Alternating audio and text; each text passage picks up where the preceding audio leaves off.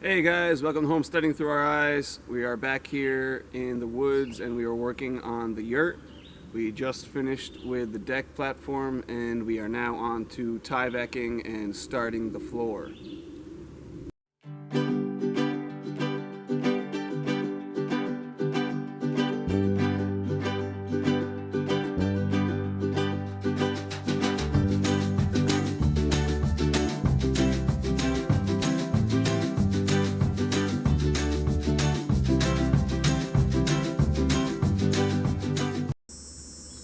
So our plan of action for the floor is to lay the tyvek and then we're gonna lay plywood first and then a layer of insulation and then another layer of plywood or flooring, or we kind of have that up in the air right now as far as what we're gonna actually put down to use as our floor, what is gonna be under our feet, our bare feet.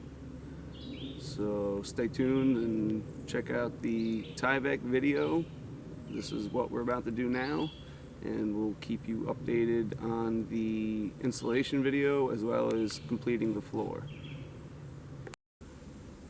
So we're on to the tyvek stage. Again, we were never given clear direction, even by Pacific Yurts, on how to do this. So we originally bought 3 rolls of 3-foot tyvek, and we went to do it yesterday and we just realized it was going to be way too much taping because you have to tape each seam. So we decided to run back and get the 9-foot roll, and now it's time to start rolling the sections, rolling the next section, taping it off, rolling the next section, taping it off, and then you can go through and tack it. So we have all 4 sheets of tyvek rolled out, which is how much it took. It took about, I'd say this is an approximate, about 3/4 of the roll. It was a 150-foot roll, 9 feet long. You have to make sure to overlap 6 inches for a protective seal, or the best protective seal. So keep that in mind. And now it's on to the tacking process. We started tacking along the side here. We'll show you that, and then we'll get some more done. Started by tacking the one side, running it taut all the way down to the other side, and tacking that side, like I said, to make sure that the 3-inch space you had to play with.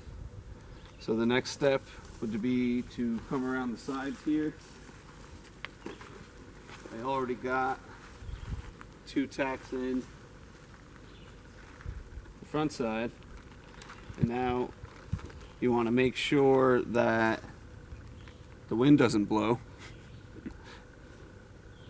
and that side stays 3 inches beyond, and this stays relatively taut for now.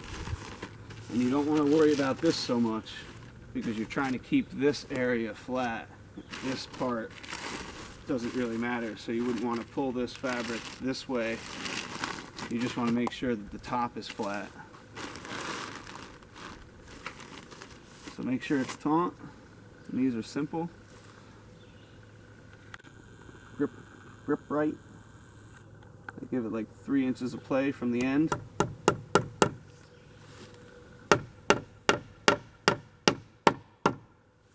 Honestly, I thought these were going to be way better built. It's simply a plastic cheesy cap with a nail in it. I thought it was going to be at least some sort of rubberized grommet, but this is what the industry says to use, so we did it. And the next step would be to make your overlap and then tack the rest and make it taut and continue the process. Hey guys, as you can see, we ran into a bit of rain. It was wet and dark and we had to use some tarps. So we didn't take a video of the water-filled pockets that we ended up with, but when the rainstorm was coming yesterday, we had to throw together a tarp and set up real quick, and we only had 2 pieces of plywood back here. And we had them right about here, maybe a little further back, right about here, and everything else we had taken out and folded up under and put a tarp, and I had used a trash can upside down and put a tarp over everything. Kind of tried to have everything running off the edges the best I can, but we came back after the rainstorm and the pockets hung that low in some places. Luckily, only one spot had the tyvek tape ripped off. Everything else was pretty good. We got it dried off. Got a little dirty, and we've been toweling that off as well. But we figured we didn't want to get stuck in that same spot again, so we ran some more plywood back here by hand, and now we're just preparing to close it up for the night. We're gonna take all the extra tyvek and the tyvek that isn't stacked or tacked down yet and fold it back up onto here and place the tarp over top. And now that we have the plywood down, we won't have to worry about the sagging and the water building. So that'll be one worry off our back. We also got a few pieces of plywood, a few pieces of flooring that we needed to get up here anyway on here. But I just wanted to show you that if you do expect rain, to prepare for it well ahead of time. We kind of got caught last minute and luckily narrowly escaped all of our tape being torn off and our tyvek getting really bowed in. So stay tuned, and tomorrow's another day. Onward and upward. Later. So it's been 2 days since we last took a video of our progress. Yesterday we actually had forgotten the camera, but didn't want to go back to get it, just to go back to get it. So we finished up a lot. As you can see, we got each tyvek rundown. I think it took 4, and we got each piece taped. As you can see, we're not going to have the footage for that, unfortunately, but I can talk you through it. It's very simple. Like I'd said before, you simply take the tyvek pieces and you overlap 6 inches. So you can't really see it here, but I can see it. It's 6 inches over the other piece, which is under this top piece. So what we did was we went along and taped the seam. This one actually landed right on the joists, so we simply had to go through and press on here.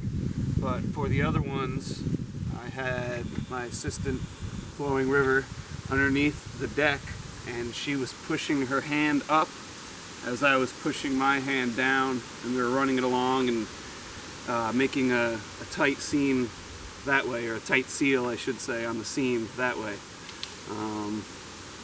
We had set up the plywood, and then we're using the plywood to stand on in spots that we could and run the tape. In other spots I had to use a piece of board or 2 pieces of board that ran across the span of the 4x6 beams, and I was kind of teetering on edge and working, so it's kind of a process. You could always get a piece of plywood and move it along as well. So we're on to the final stages of tacking the last piece of tyvek. So we'll get that done and get back to you.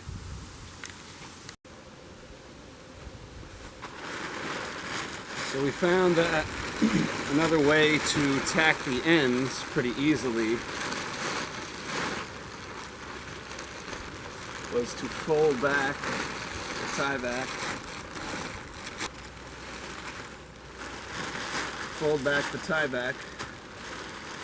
so that you can pull it taut.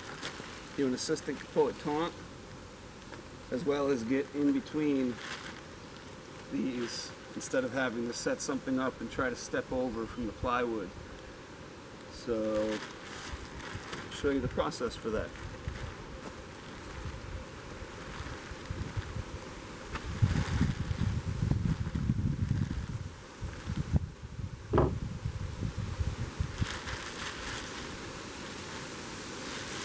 So you're just aiming to get the middle squares as taut as possible. I'm going to lift up a little bit, pull back, and press down, and that'll kind of keep it in place so you can tack it.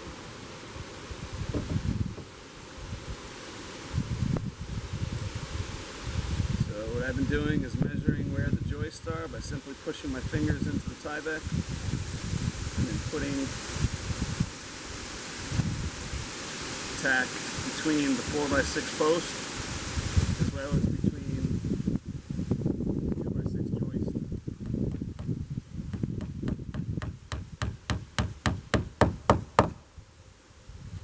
So I've been installing one on the post.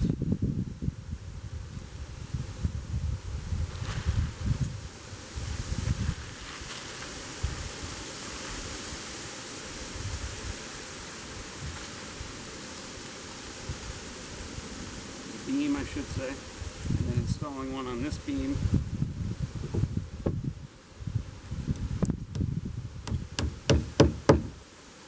And then going back to the middle.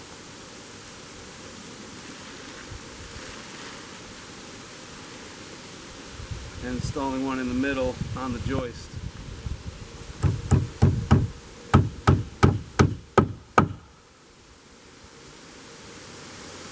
So on and so forth. Move on to the next beam, pull it tight, tack, go back to the middle, move on to the next. So we have all the tyvek tacked down and taped and ready to go, and all the plywood is brought up here and set out. As you can see, we covered up for the night, and tomorrow, or tonight actually, it's trying to figure out how exactly we are going to lay the plywood down and secure it, because the plans that came with the Yurt, we swayed from them a little bit, so we're gonna have to figure things out. But the next step is to get the first layer of plywood down and then put the foam insulation on top of that, and then the next layer of plywood, and we are done with our floor. Then it's on to the siding for the drip edge, and then we can put our Yurt up. So stay tuned for the next step of the floor, and we'll be with you guys shortly. Take care. Peace.